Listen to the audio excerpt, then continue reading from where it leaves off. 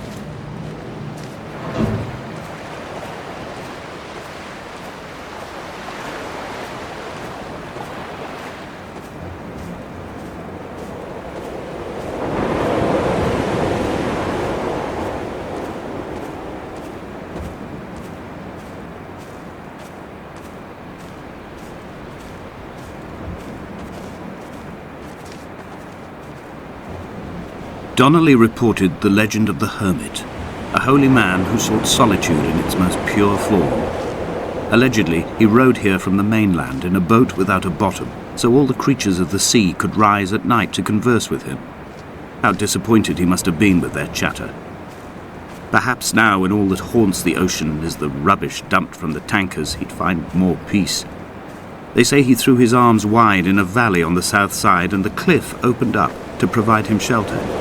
They say he died of fever 116 years later.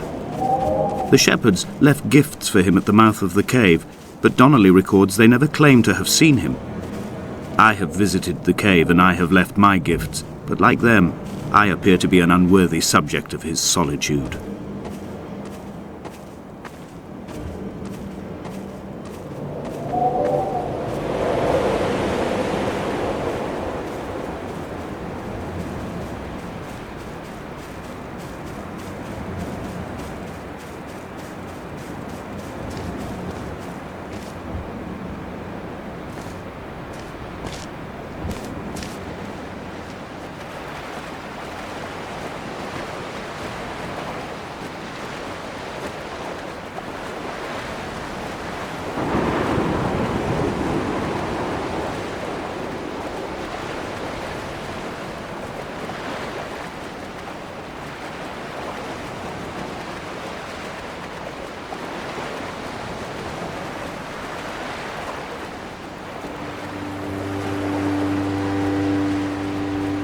At night, you can see the lights sometimes from a passing tanker or trawler. From up on the cliffs, they are mundane.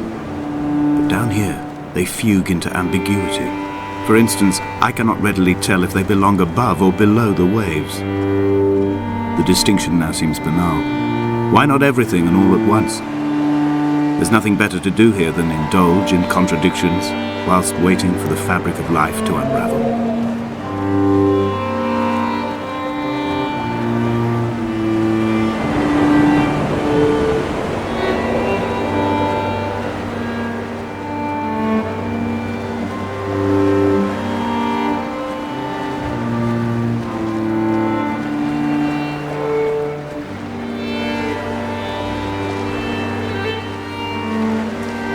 I have found the ship's manifest, crumpled and waterlogged under a stash of paint cans. It tells me that along with this present cargo, there was a large quantity of antacid yogurt bound for the European market.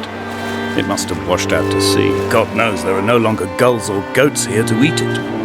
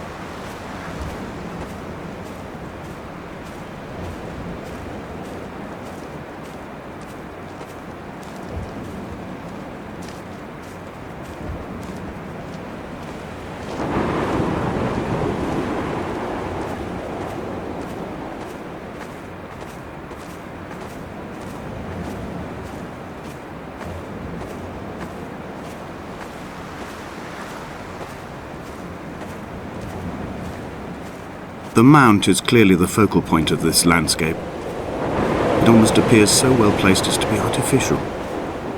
I find myself easily slipping into the delusional state of ascribing purpose, deliberate motive to everything here.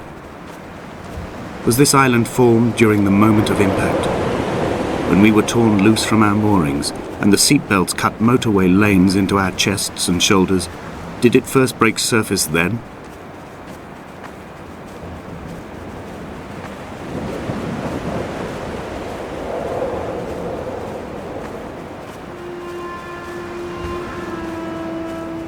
When someone had died or was dying, or was so ill they gave up what little hope they could sacrifice, they cut parallel lines into the cliff, exposing the white chalk beneath. You could see them from the mainland or the fishing boat, and know to send aid or impose a cordon of protection, and wait a generation until whatever pestilence stalked the cliff paths died along with its hosts. My lines are just for this. Keep any would-be rescuers at bay. The infection is not simply of the flesh.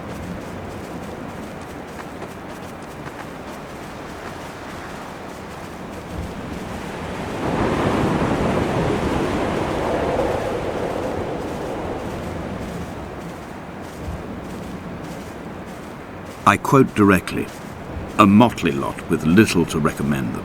I have now spent 3 days in their company. That is, I fear, enough for any man not born amongst them. Despite their tedious inclination to quote scripture, they seem to me the most God-forsaken of all the inhabitants of the outer isles. Indeed, in this case, the very gravity of that term, forsaken by God, seems to find its very apex. It appears to me that Donnelly, too, found those who wander this shoreline to be adrift from any chance of redemption. Did he include himself in that, I wonder?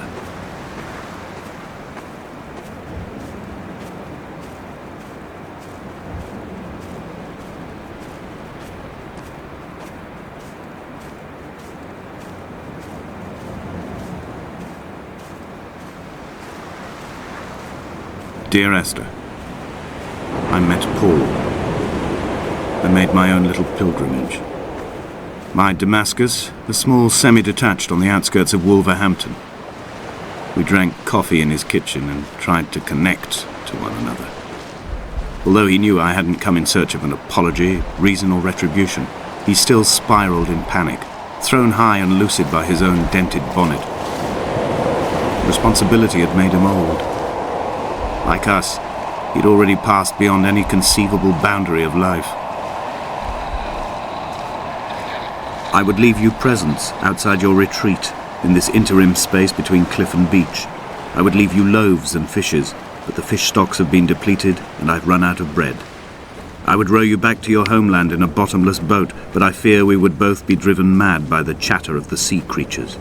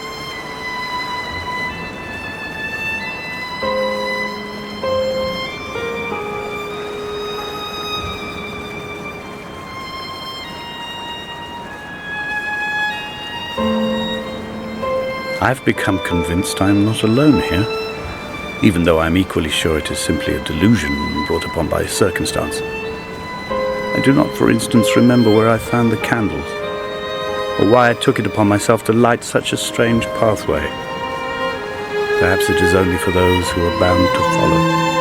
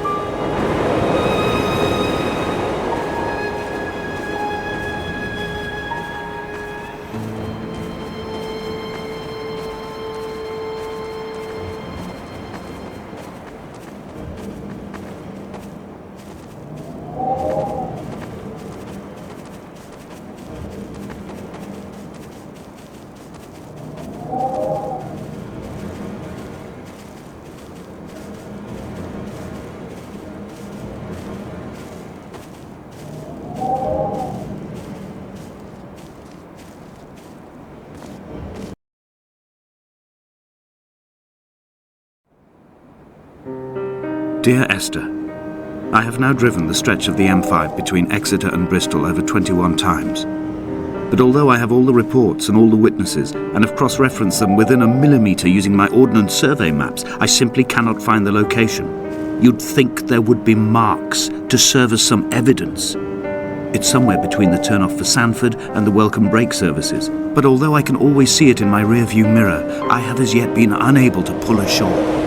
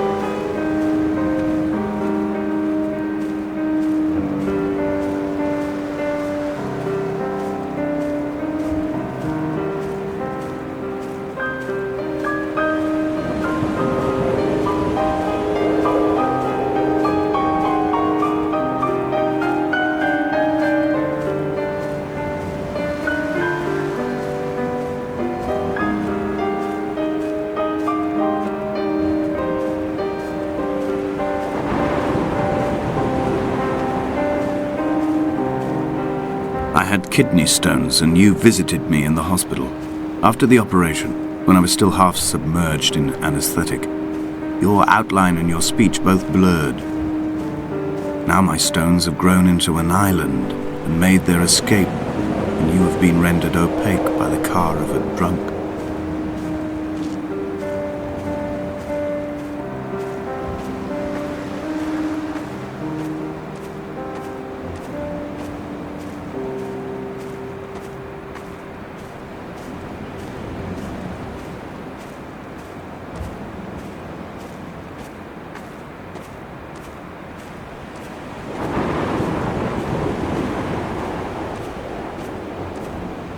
Is this what Paul saw through his windscreen? Not Lot's wife looking over her shoulder, but a scar in the hillside, falling away to black forever.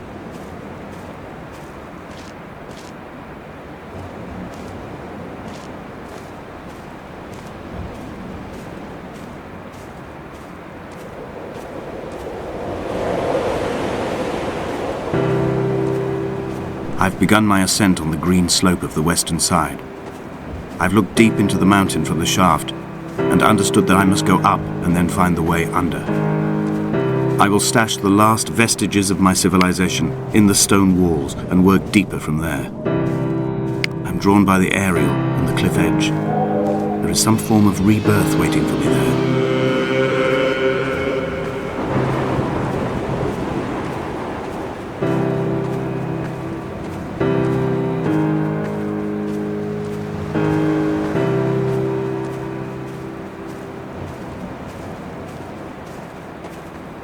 The bothy was constructed originally in the early 1700s. By then, shepherding had formalized into a career.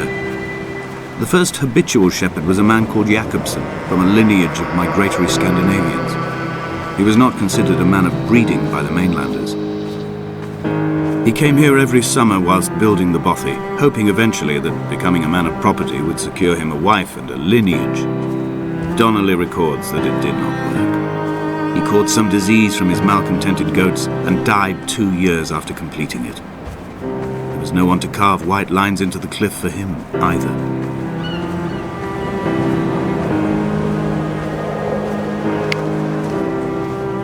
Inventory. A trestle table we spread wallpaper on in our first home. A folding chair. I laughed at you for bringing camping in the lakes. I was uncomfortable later and you laughed then. This diary. The bed with the broken springs. Once asleep, you have to remember not to dream. A change of clothes. Donnelly's book, stolen from Edinburgh Library on the way here.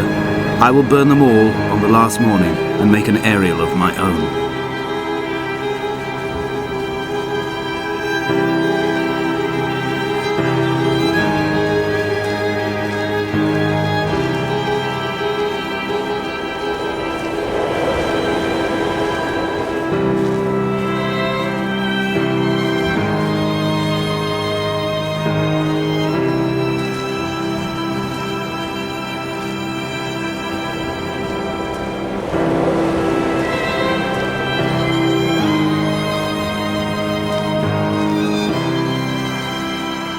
He left his body to the medical school and was duly opened out for a crowd of students 21 days after his passing.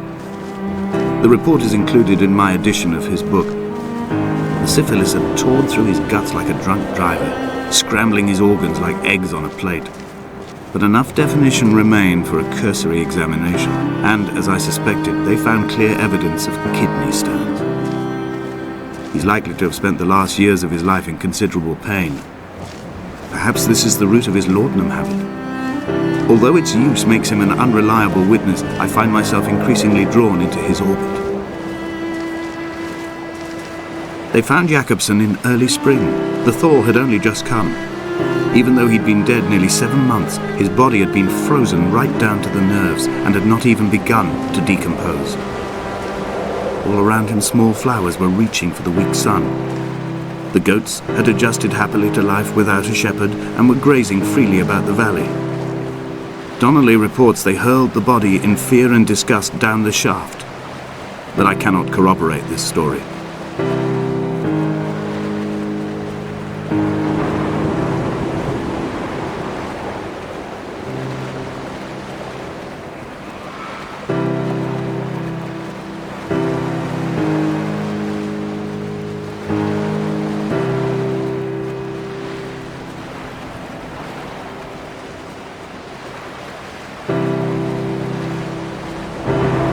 Climbing down to the caves, I slipped and fell and have injured my leg. I think the femur is broken.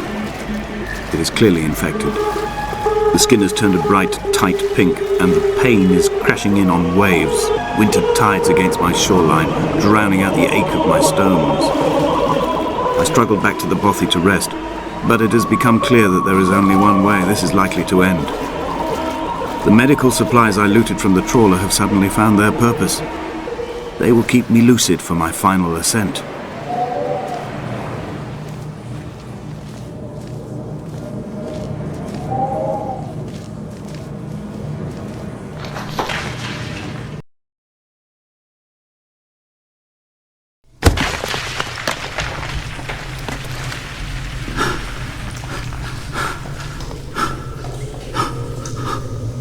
Donnelly's addiction is my one true constant.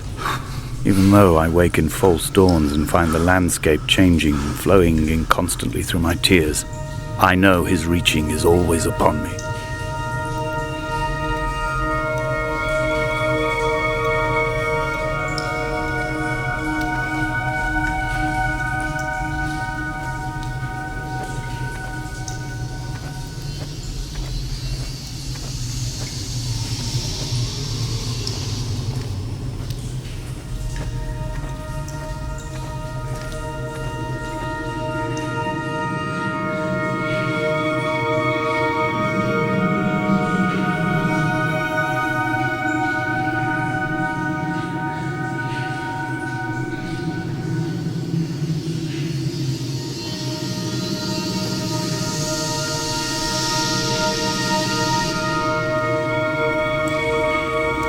It was as if someone had taken the car and shaken it like a cocktail.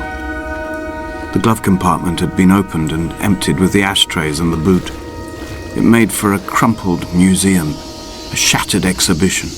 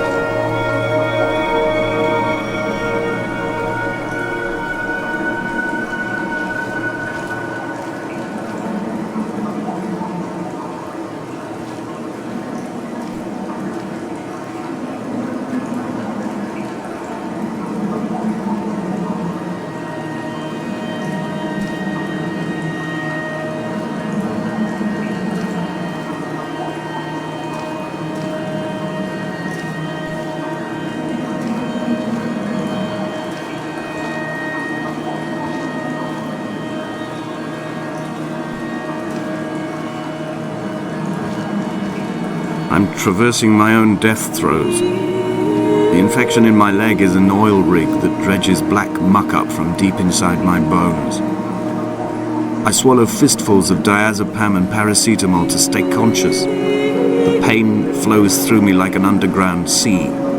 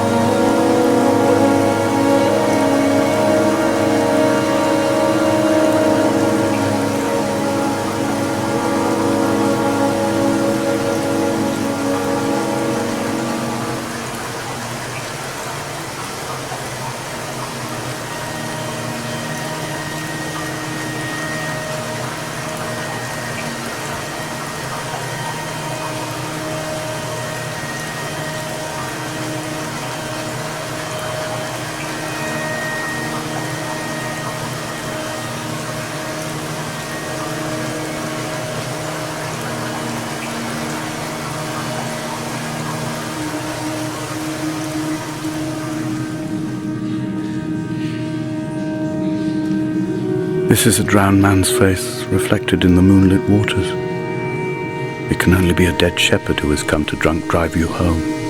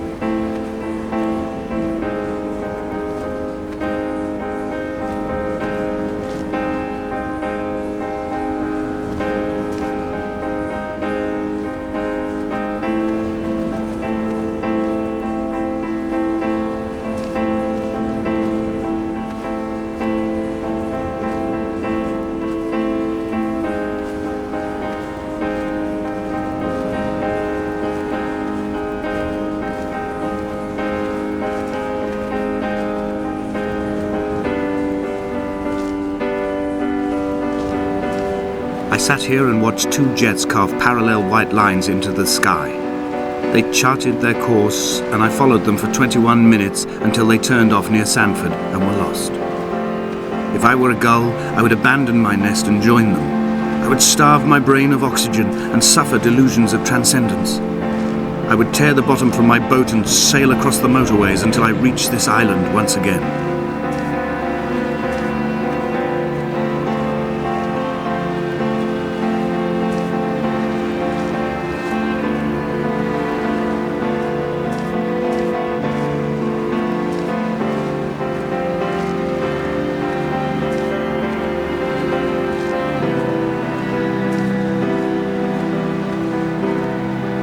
Dear Esther, I find each step harder and heavier.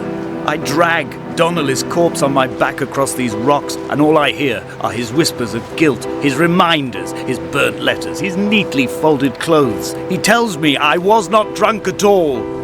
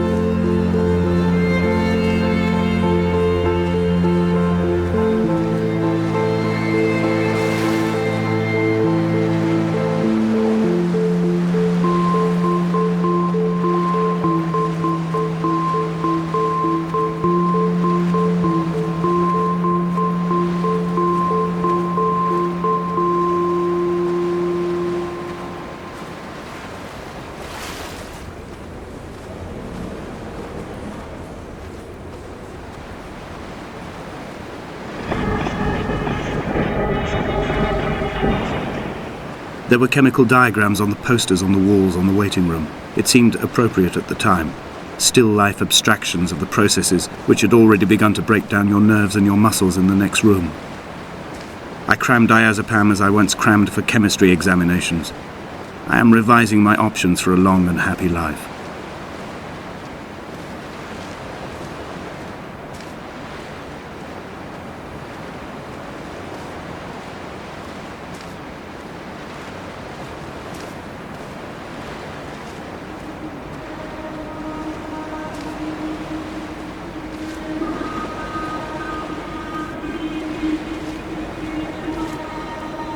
From here, I can see my armada. I collected all the letters I'd ever meant to send to you, if I'd have ever made it to the mainland, but had instead collected at the bottom of my rucksack, and I spread them out along the lost beach. Then I took each and every one, and I folded them into boats. I folded you into the creases, and then, as the sun was setting, I set the fleet to sail. Shattered into 21 pieces, I consigned you to the Atlantic, and I sat here until I'd watched all of you sink.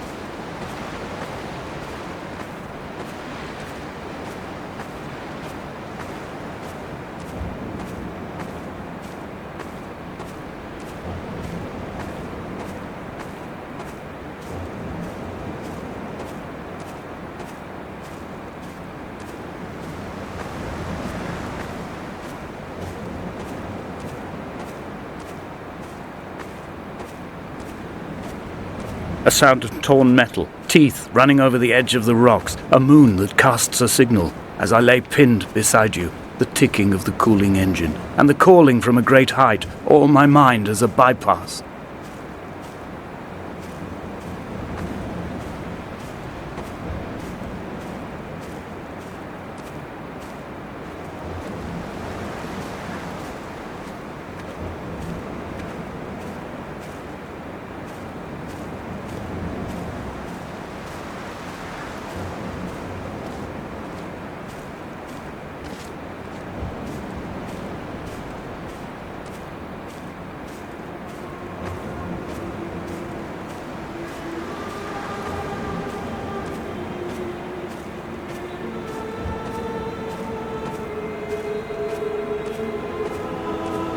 I've begun my voyage in a paper boat without a bottom. I will fly to the moon in it. I've been folded along a crease in time, a weakness in the sheet of life. Now you've settled on the opposite side of the paper to me. I can see your traces in the ink that soaks through the fibre, the pulped vegetation. When we become waterlogged and the cage disintegrates, we will intermingle. When this paper aeroplane leaves the cliff edge and casts parallel vapor trails in the dark, we will come together.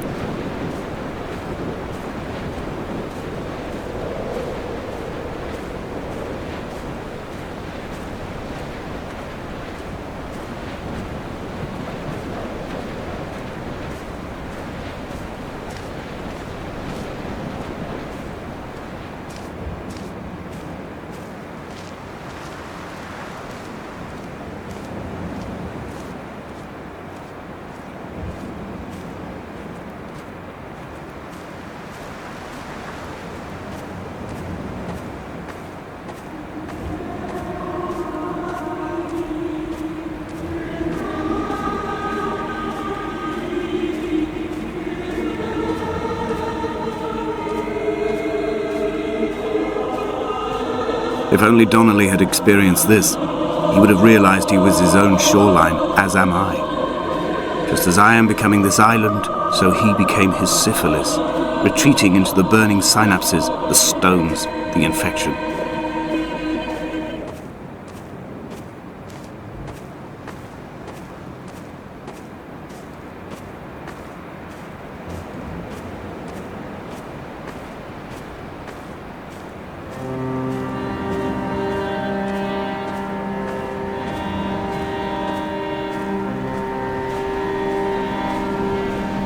There are headlights reflected in these retinas.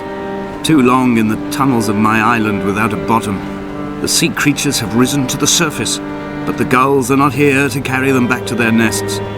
I've become fixed, open and staring, an eye turned on itself. I've become an infected leg whose tracking lines form a perfect map of the junctions of the M5. I will take the exit at mid-thigh and plummet to my Esther.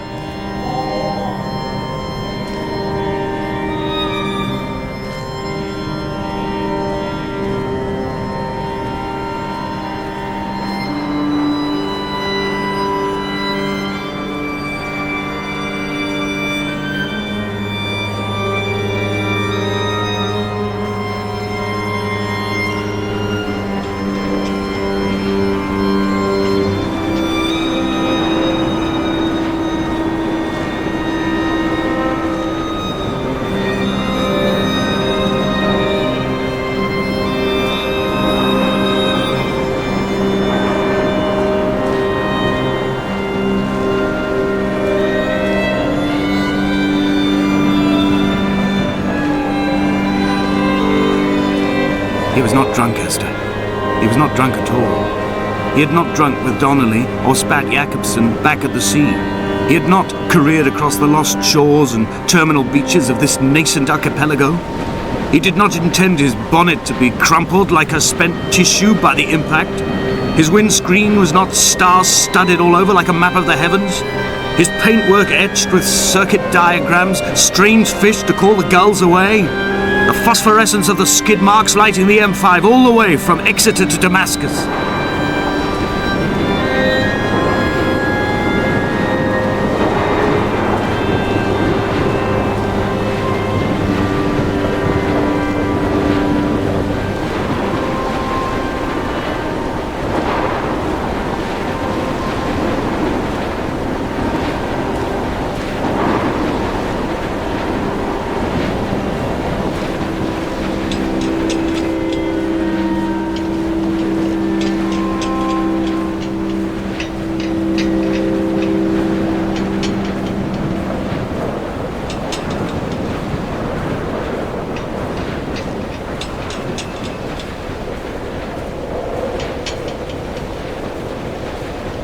I have run out of places to climb.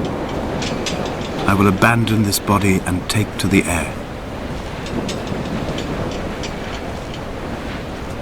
Dear Esther, I have burnt my belongings, my books, this death certificate. Mine will be written all across this island. Who was 𝐩𝐿𝐵? Who remembers him? Donnelly has written of him, but who was Donnelly? Who remembers him? I have painted, carved, hewn, scored into this space all that I could draw from him. There will be another to these shores to remember me.